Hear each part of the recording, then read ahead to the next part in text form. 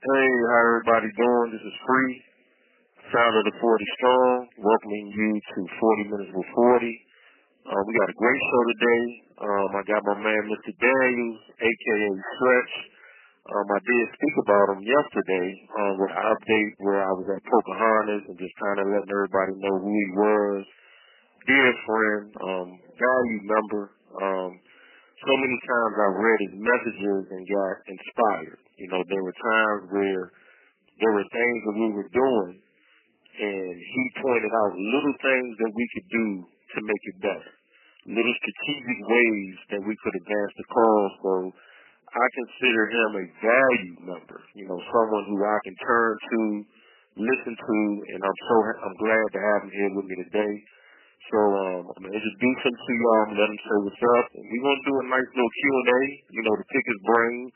You know, I like his ideas, his thoughts. We've been talking nonstop since Thursday. So I'm excited to have him here. And I'm just going to let him say, hey, what's up? And, you know, introduce y'all to him. Hey, what's going on, everybody? I'm Philip Daniel, a.k.a. Stretch. I've been incarcerated now. It'll be 20 years in August. I've been involved in advocacy and activism my entire time in the Virginia Department of Corrections. And I'm thankful to brothers like Free who created infrastructure and organizational, you know, just creating all these ways for us to get our message out and for people like myself, when I have ideas, to have somewhere to present them. So Free is an invaluable friend and also a valuable asset to prisoners in the Virginia Department of Corrections, and I'm thankful for this opportunity. I appreciate that, Stretch. So getting into it, I know that you knew about us. You know, you said that you heard about us and got online, and someone gave us your name and number to, you know, add you as a member. But what was it about the 40 Strong initially that caught you to say, hold on, I want to deal with it, not about me, not about Free, but the organization that made you want to be a part of it, you know, to contribute, you know, because you have been one of our best contributors, like I said, for information and ideas. What was it that caught you that made you want to be a part of, you know, the 40 Strong and give your input on things that we could do? First of all, it was one of the first organizations that actually had a way to get on the kiosk or the JPay and to actually give us awareness of what was going on in regard to upcoming legislation, things they were pursuing as far as education, a wide range of things regarding, you know, advocacy in the Virginia Department of Corrections. So once I actually saw it, and I saw it on somebody's kiosk, I'm not exactly sure how I ended up getting them on my kiosk, but once I saw it and I realized it was almost like a newsletter detailing things that concern me and the guys that I love that are incarcerated in the Virginia Department of Corrections, and I saw the direction they were heading in and involved in being proactive in regard to legislation and things that we already, you know, knew we needed to have done, and saw they was on the forefront. They're contracted delegates and senators and dealing with people, advocacy groups all around the state. Once I saw that, I was like, oh, that's spot on, because I'm real big on, prisoners' rights, justice for us, just fair play. I ain't looking to make, my bid cozy, but I want to make it productive as possible. And when I see other dudes who trying to be productive, we can run with that. You know what I mean? So that was one of the things I saw. I saw the wide range of topics regarding conditions of confinement, also things involving prison reform, and then criminal justice reform. So from the wide variety of things they were addressing, I was all in. I'm still all in. I appreciate that, Stretch. So let's get into it, man. We're going to get these knuckle potatoes going, 'cause I know the people want to know, what's going on, how you see things. So how do you see Virginia DOC now? I mean, I know how it was. We were both of Robin's Ridge in the early 2000s when, whatever may go on. I've seen people dragged across the yard naked, everything. So right now, the state of DOC, how do you see it? Right now, 2026, what is your view of Virginia DOC right now? Right now, the word I could use to describe it, I would say probably would be stagnant. It's really it's almost at a standstill.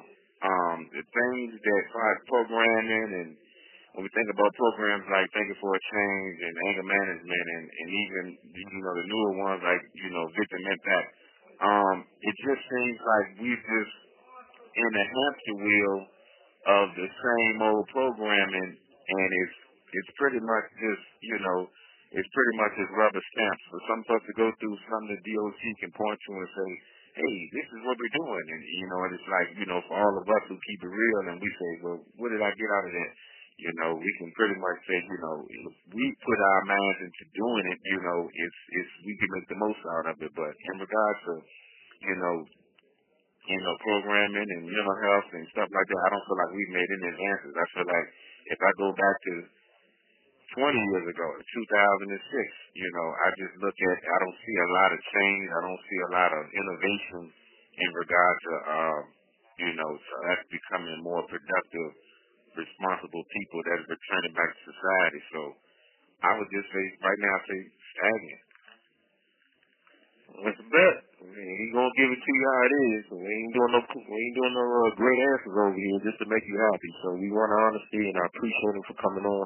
So now let me ask you this now: if we are in a stagnant state now in DOC, what do you think is next for rehabilitation in DOC?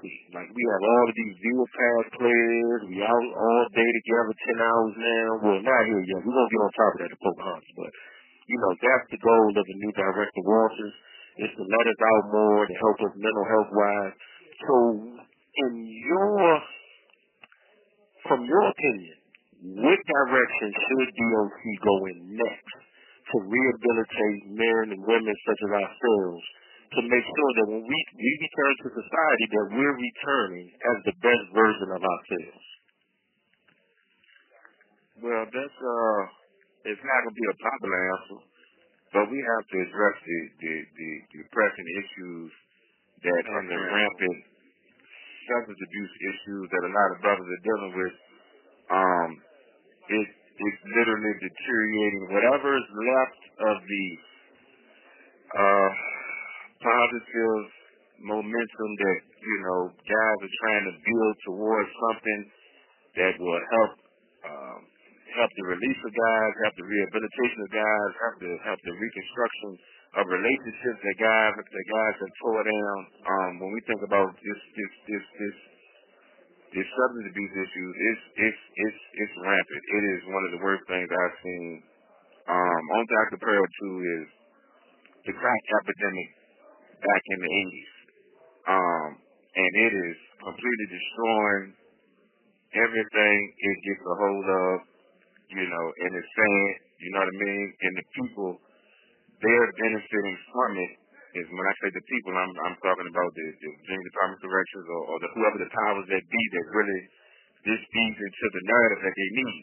This substance abuse issue that's going on now with this stuff now, it's feeding into what they need. That's to have us all mentally jacked up in the head to the point where we can't think, we can't articulate our thoughts anymore. Our ability to have productive relationships and conversations with our loved ones on society is all predicated upon getting something from them. Everybody's there when they call their loved ones. They're chasing a Cash App, a Chime, a Venmo, an Apple Pay. Chasing their substance. You know what I mean? Trying to get it. So it's no concern for the children anymore. They're not checking on the children. If they do call their children, they're probably trying to get some money out of their children.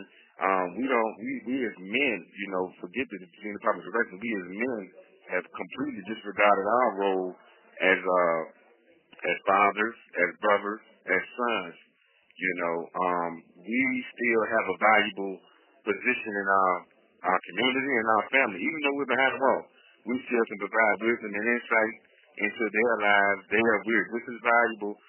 We're just physically not there, but we're not even taking that role on anymore. Everybody's pretty much focused on getting high and getting over. So as of right now, the Virginia Department of Corrections, man, is in a sorry state, and that's not I'm blaming on the DOC right now. I'm just dealing with us as prisoners, period. So right now, that's one of the worst things I see going on that's not being addressed in any form of fashion. In any form of fashion. So that's one of the things right now. It's a couple pressing issues, but I'll just talk about that. That's the number one thing I see right now. I appreciate that, Stretch. So what would you say are a couple quick solutions, like mental health counseling? Do we need inpatient counseling like here? Like, do we have drug counselors that can come in from the street?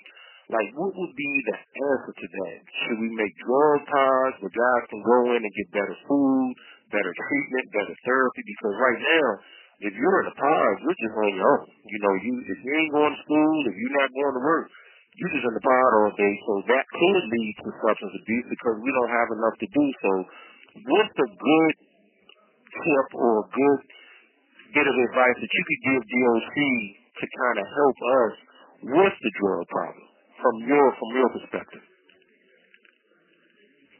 Everybody I've always heard, talk about when somebody's got an issue and they're trying to, we always have to give somebody something else to do. We try to give them a substitute, a positive substitute. And so that harkens to your leading, which is I can see a whole lot of different things that wouldn't cost the state of Virginia anything from an expense standpoint, but it would have to more likely be inmate initiated. It would have to be stuff that we would put together, things that guys get involved in. We got guys that have talents and skills that aren't able to utilize them. We got guys that can draw. We got guys that can play musical instruments. We got guys that know how to dance. We got guys that know how to spoken word poetry. We got guys that have all types of talents, and there's been no push to try to find those guys from the Department of Corrections, try to find those guys and to start classes. I mean, just to start a class, a drawing class, just to start a class dealing with spoken word poetry, to start a class where guys can do choreography and do dance routines, to be able to have things like inmate-sponsored talent shows.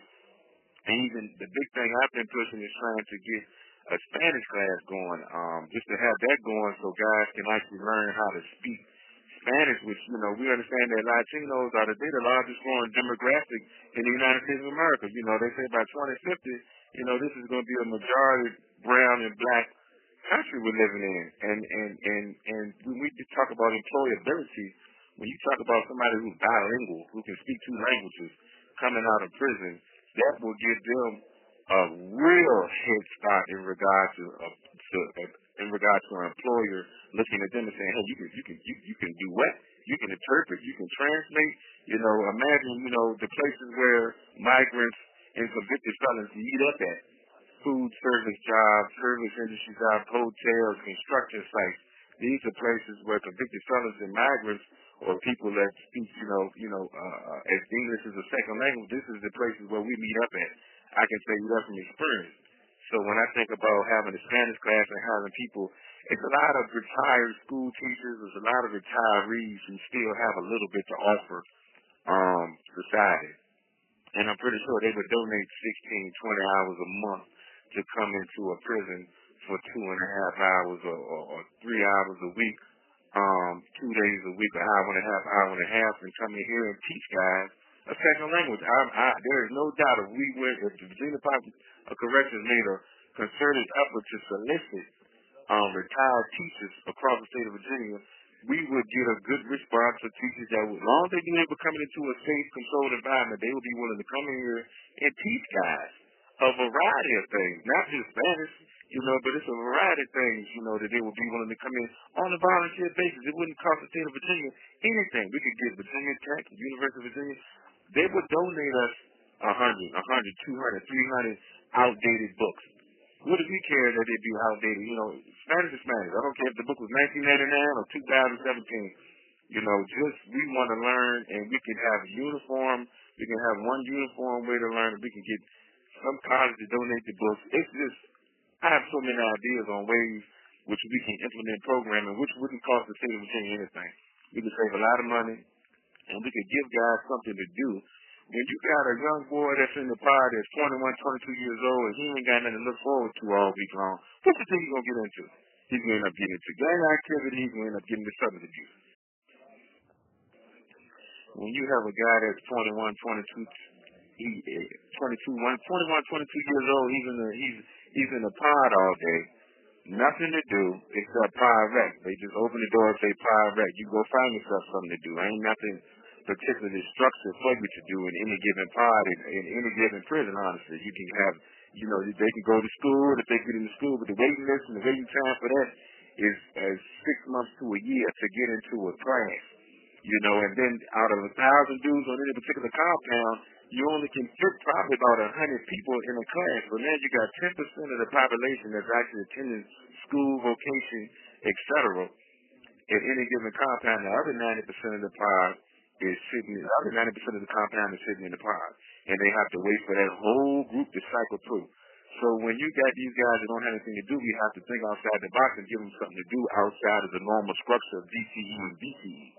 Now we have to figure out things in the pod, things going on where we can utilize the gym, utilize some of these other classrooms in the DCE and BCE hallways to implement spoken word poetry, to implement drawing classes, things that just can get the guys activated and involved in things. And see, the number one thing that has been utilized to keep us from doing this in the Virginia Department of Corrections, they always blame it on the gangs. They say the potential for gang violence, the potential for guys to get into some type of gang activity has been the thing that has kept us from having events and having positive things going on. That's the number one thing they've been using since Harold Clark, A. David Robinson, all the way through Chadwick Dawson. They won't put anything extra into play because that's their number one fear. And the sad part about it is what's been happening has been happening. It's been happening because the guys don't have anything else to do but bang. When you don't give a guy anything else to do, when you don't give a young man an opportunity to go and attend something and to do something positive, productive with themselves, outside of going to GED class or going to BCE, you're only going to perpetuate, what's been going on. So I guarantee you, I want to tell you, you give guys an opportunity to say, hey, we're going to have a talent show. If you know how to rap, if you know how to dance, if you know whatever your talent is, you work on that through the course of the week. And guess what? Them guys that were sitting there will be doing nothing. They're going to be working on perfecting their craft. They want to go and put on a good show at the end of the week. They know on Friday or Saturday or Sunday they're going to have to go in there and put on and do something positive and productive. Then the next week you have something else going on. And it costs the state nothing. This can be inmate initiated. It costs the state too much of nothing. We may utilize some of the stuff that they try to take away from us, which is the gym.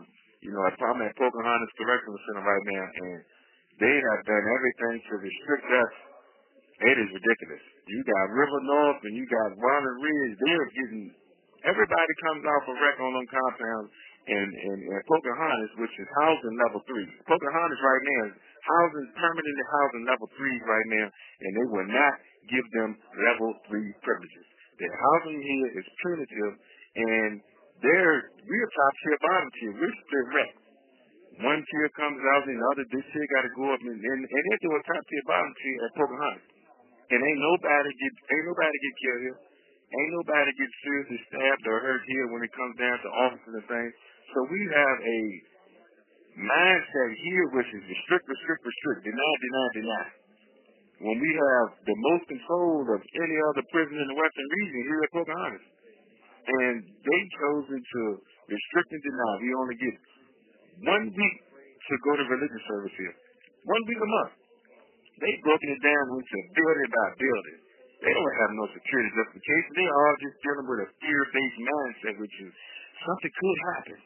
So now the Muslims, the Christians, every religious organization, they only get to go to service 1 time a week, 1 time a month. There's no gymnasium being used to give us gym rats. You get outside 4 times a week per building.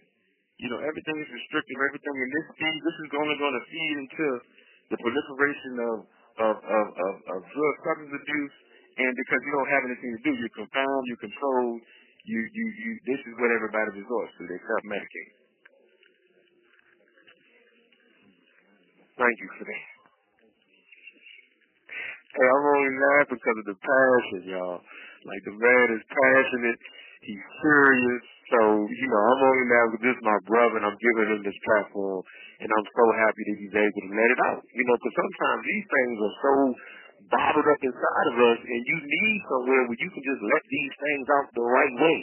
He's not disrespecting nobody. He's not cursing. He's not doing nothing. He's articulating the need for us to have something to do, which will in turn help with the gang problem, which in turn will help with substance abuse problems. We have retired teachers on the streets that will help us. We have doctors, lawyers, different people who can come in and teach classes, who can make booklets for us to prepare us to go back to society. So I'm thankful for that. Now let me touch on one more thing before we get into our meat and potatoes, which of course is laws and reform. There is an issue with enhanced sanctions, and we talked about this earlier, where right now, if someone is caught, we're not going to get into fentanyl and meth and things like that because those are dangerous drugs that we are both against. I'm against anyone who uses fentanyl, methamphetamine, crack cocaine. These type of things are addictive to the point that will kill you. But on lesser drugs, things like marijuana, Suboxone, of course, is used to keep people off of opioids and fentanyl. There's a penalty now where the first violation is 2 years. So that 2 years consists of you don't get to use the phone and you don't get no visit from your family. That's video visits, contact visits, you don't get none of that. So if I get caught right now smoking some weed, I'm not, but say a person does, or using Suboxone, which is used to help people get away from opioids and fentanyl, I'm not going to be able to see my family and talk to my family for 2 years. And we talked about this earlier. So I just want your opinion on that, just to briefly wrap this rehabilitation part up. What do you think about that, and why do you think that should change? Yeah, I was feeling sad about the passing of my sister. It was like coming around to like the holidays or the first holidays of her passing or whatever. So I ended up smoking some weed or whatever. This is my first dirty urine in 27 years total between the two beds. First dirty urine ever. So I did not know. I knew what the DOP 861.1 said, which was your first offense, was 6 months off of visitation. That was it. I didn't know anything about the enhanced sanctions that had been placed upon it. So I found out after I was convicted of the dirty urine that not only was I going to receive the penalty, but I was also provided enhanced sanctions. And just to clarify what Free was saying was that the first offense is it's not 2 years, but it's a year for two different privileges. So the first offense, you get 1 year loss of phone, 1 year loss of visitation. So the fact of the matter is, for a guy like me, I love and depend on conversing with my loved ones, my family members, my friends. So that was a real hard blow for me. And that was just me, and that was just coming from a guy who just had, indulged in some marijuana.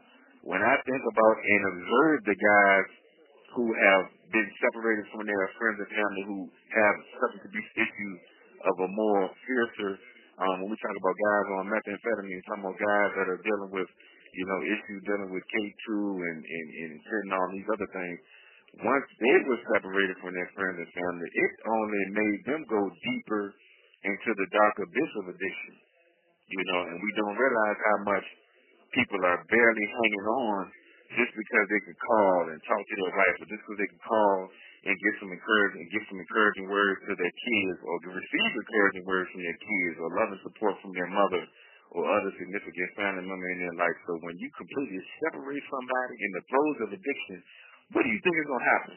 That's the question. Obviously, everybody with any common sense will say, hey, it's only going to get worse. They should definitely dive deep into addiction. We have people who have committed suicide from being separated from their friends and family on certain institutions because of a dirty urine. So when A. David Robinson implemented this policy of separating people from their loved ones, in the worst of times for themselves, I just don't know. I don't believe that was well thought out. This is in no way trying to legitimize drug use. This is in no way trying to cozy anyone up to the idea of letting do what they want to do, but it's just the idea of that you have to line it up. Okay, this is the best example I can give. When the soccer moms in the suburbs got addicted to opioids some years back, it was all of a sudden it was labeled a disease. It was, it's a disease, and before when the crackheads were smoking crack, it wasn't labeled a disease. They were just looked at as predators, and they were looked at as these low thinking. We all know the propaganda that was being pushed back in the 80s and 90s with the advent of the crack cocaine epidemic. So let's just when we look and see when the soccer moms got addicted in the suburbs, it became a disease. And there is no psychologist alive that would tell you to separate that soccer mom from her kids and her family at that moment. They would not tell you to actually separate her from her support system.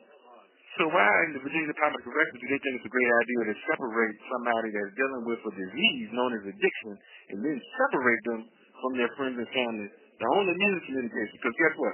Those are the only people that truly care about us is our loved ones out there in the street. We have friends in here, we have associates, we have homies and IPs. But at the end of the day, the only people that truly really love us is those people that's on the other side of that fence. And to separate us from them is almost a guarantee that we're going to go deeper and further into our disease.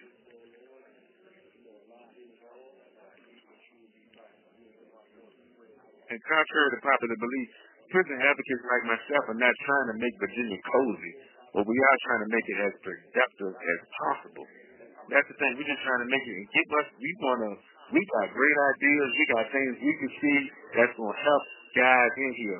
So our ideas, we don't have we got this IAC group or this representative thing that they do here at Pocahontas, and they don't take none of our advice.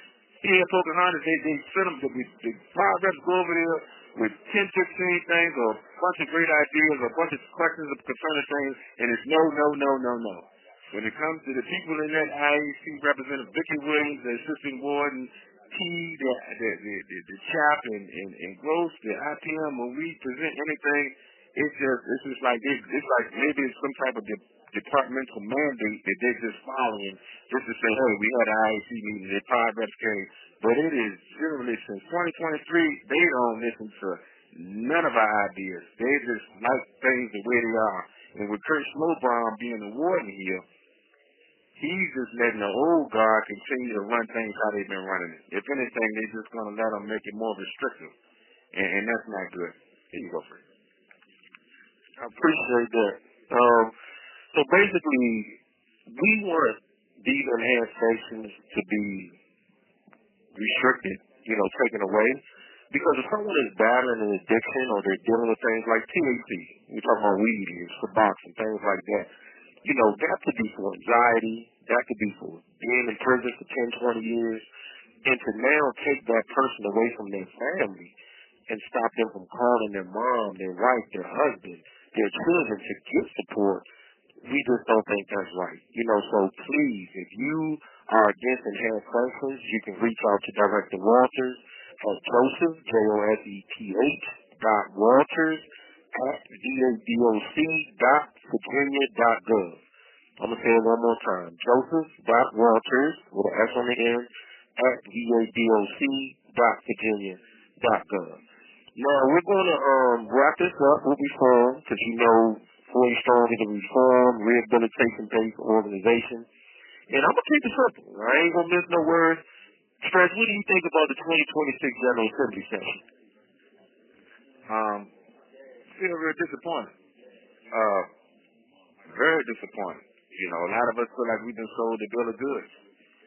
We feel like we just continue to donate our vote to the Democratic Party, and they give us a bunch of lip service. And when it's all said and done, we get left with crumbs, when we were offered an actual plate from the table, and we end up getting some crumbs and some stuff that falls off the table that we get off the floor. And so it almost calls us into question and wonder, hey, why do we keep donating our vote? The only time when we've seen significant change happen in the state of Virginia in regard to prison reform and criminal justice reform was when George Floyd was murdered.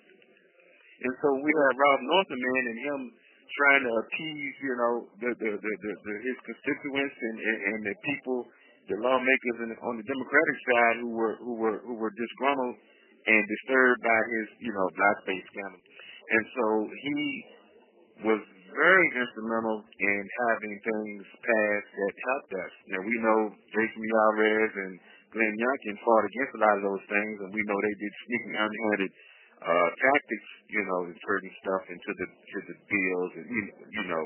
So we know they did things to try to hurt that, but at the end of the day, that's when we had the most change. That's when, you know, it was kind of forced upon, you know, and that was momentum nationwide that just helped stir the pot in Virginia that helped bring about change.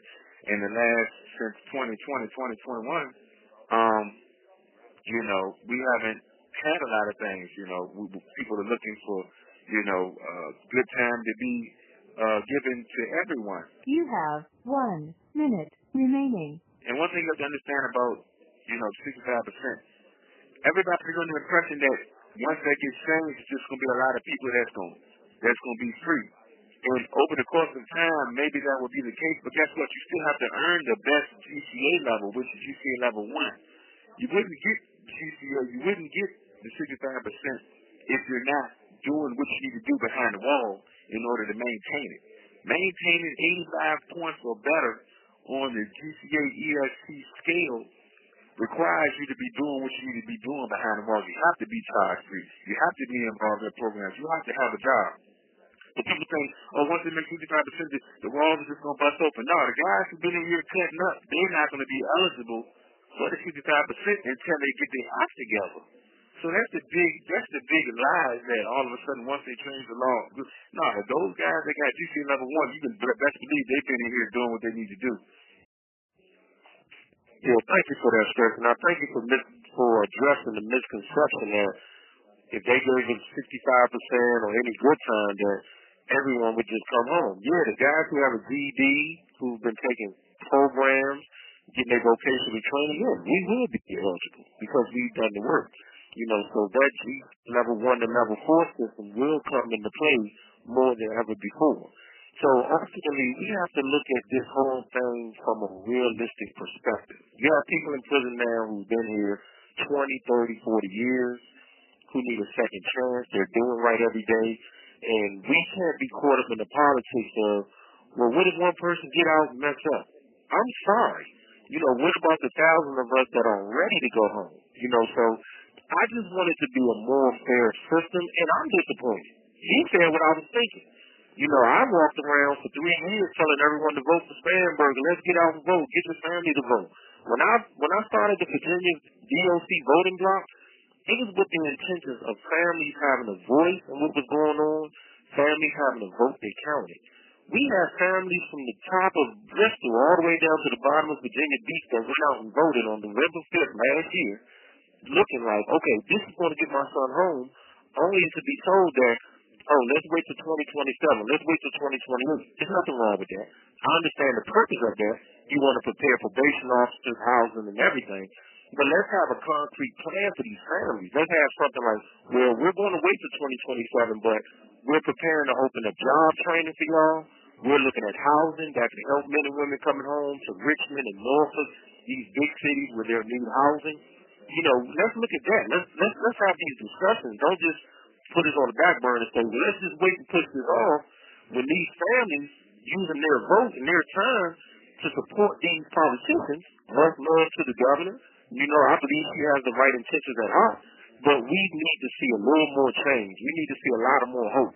You know, there are people that are clinging to these General Assembly sessions. So I thank you for that stretch. Now, we're going to close this out. I want to ask you one more thing, and, you know, I know you're going to give me your honest opinion. What do you think should be next for the 2027 session coming up in January? Y'all know now, January that far, we got 8-9 months, we're going to be right back. So, you know, what should we be doing? What should we be thinking? What should Governor Spanberger, the delegates, what should they be thinking about what we're dealing with in here, how to stop this mass incarceration, how to let these men and women in that have served 20, 30 years? So where do you see the 2027 General Assembly session going? What will you hope that it goes? Yeah, that's a great question, Free. Of course, I want to see actual real push to actually implement parole and give everyone an opportunity, regardless of when they came into prison, give everyone an opportunity to be eligible for parole. That's first and foremost. And I know that's a process. I know it's going to take time. I know it's a scary thought for a lot of people who feel like it's just going to be this big release of a bunch of savages back out into the street. But we know that's the furthest thing from the truth. We know the guys in here, they have long lists of accomplishments from college education to vocational tutors and they've been charged free for years and years, and those guys still get turned down for parole. So we know it's not going to be just a mass release, but just to give everybody an opportunity to become parole eligible. There's got to be something that we have to seriously start working on, and that should be something that should be on the table. There should be some bills in place for every person that comes into the Virginia Department of Corrections to, at some point, be able to work toward becoming eligible for parole. And that's first and foremost. Secondly, at some point, we're going to have to make sure that 65% is available for everyone, regardless of violent crime, non-violent crime.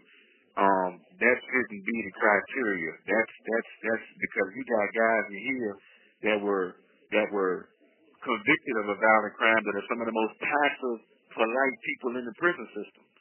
And they just made a mistake, whether they were high on some type of drug or whether they were, involved in something they had no business being involved in at the time. But based on their current behavior for the past 15, 20, 25 years, they haven't committed any violence behind the wall. They haven't done anything to even appear to be threatening.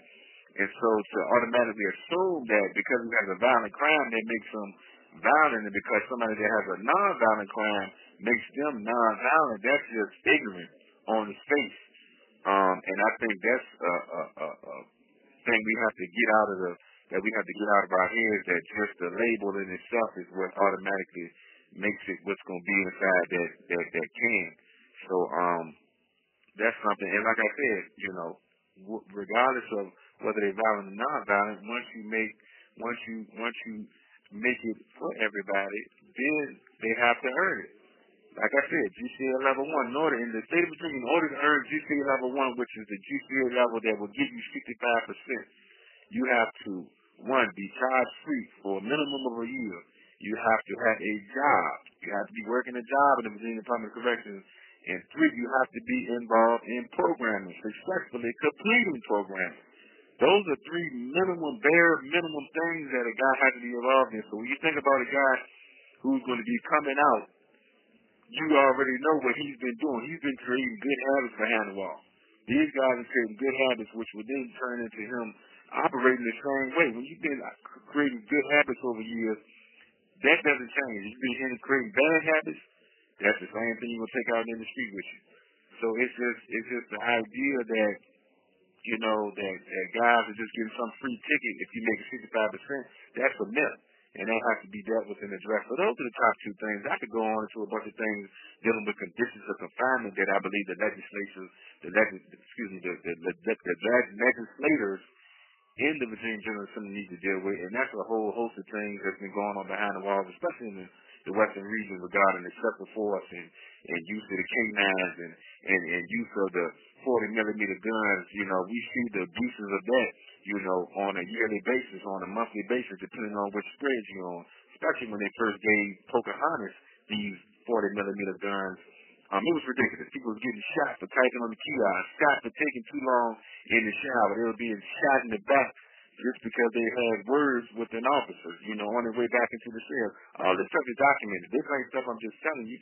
You can go on the back cars and look it up. You can put a Freedom of Information Act in, and they're going to ask them to show you all the use of force incidents, because they have to log them in, and then find out why they use the guns in these instances, why they slammed the guy on the ground on his face while he had handcuffs and shackles on.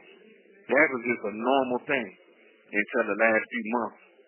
That was a normal thing to see a guy get slammed. This is at Pocahontas. Yes, so when I think about, that's the third thing, conditions of confinement. After parole and 55% conditions of confinement, because like I said, everybody can't go home.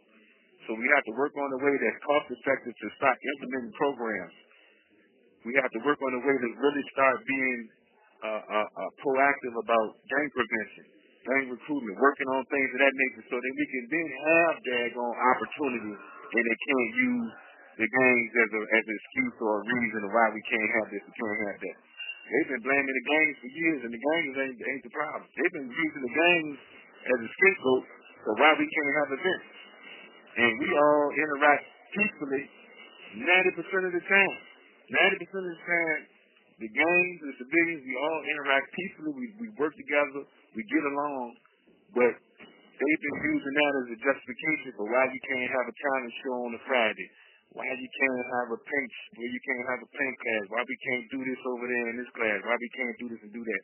They use them as scapegoats. They haven't done anything. They could be putting videos and receiving to try to cut down on some of the activities. They could be using classes. They could be doing a whole bunch of things, but they choose not to because it's convenient to use them as a scapegoat. And that's something we have to work on. Those are things that we have to work on, and I'm all about. My name is Fuller Daniel. My state number is 1008019, and I'm in the Virginia Department of Corrections. Right now I have a February 2028 release date. And I do plan on continuing to be advocate for the Virginia Department of Corrections and the guys that I know and love, the good men that are behind these walls right now, and the good women that are behind the walls at the female prisons that I know deserve a chance, that I know deserve better conditions, that I know deserve more opportunities behind the wall. And we got to make it cost effective. And I have a bunch of great ideas. Me and Free have a bunch of great ideas. If we get the opportunity to present those ideas, we would love that opportunity to present those ideas. And Free, I want to thank you for the opportunity and this platform for me to share my thoughts, to share my ideas, to share some of my passion, man, concerning issues, concerning the Virginia Department of Corrections, the families affected, you know, even the victims impacted. These things I'm talking about will help everybody. You make us more positive and productive in here right now. That's going to impact our communities in a positive way, which will then in turn impact the state in a positive way. When guys come home and they're employable because they know how to speak a second language, that's going to help everybody. This ain't about making this environment cozy and comfortable. We want to be productive. We want opportunity. We want opportunity to be better men. We want opportunity to be better fathers who come home and be well equipped to be successful in our reintegration into society. And once again, Free, I thank you for this opportunity, brother. I love you. And thank you for all the listeners, man, for giving me your ears. Thank you, Stress, man. That was beautiful, man. And I thank everyone for listening. And just to chime in, we have reentry to rebuild. We're asking the governor to give us 100 to 200 community hours once we release to go back into our community with these skills and trades that we require. You know, to create a more equitable space in here for us to rehabilitate. You know, Hey, this is Free with the 40 song. Have you been hearing about the 40 song? Do you know about the 40 song, or do you want to know about the 40 song? Please go to the 40 song website at the4040song.com to see all that we do and how we are helping Virginia prisoners learn and educate themselves for a successful reentry. If you want to know more about what we do, you can also reach out to us at the40song@gmail.com. Send us your name and your email contact, and we will put you on our free newsletter list. Thank you so much.